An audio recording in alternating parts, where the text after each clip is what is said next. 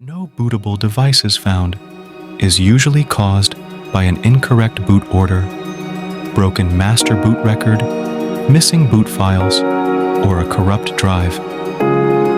Check the boot order in the BIOS. If that doesn't work, run the startup repair tool and scan the drive.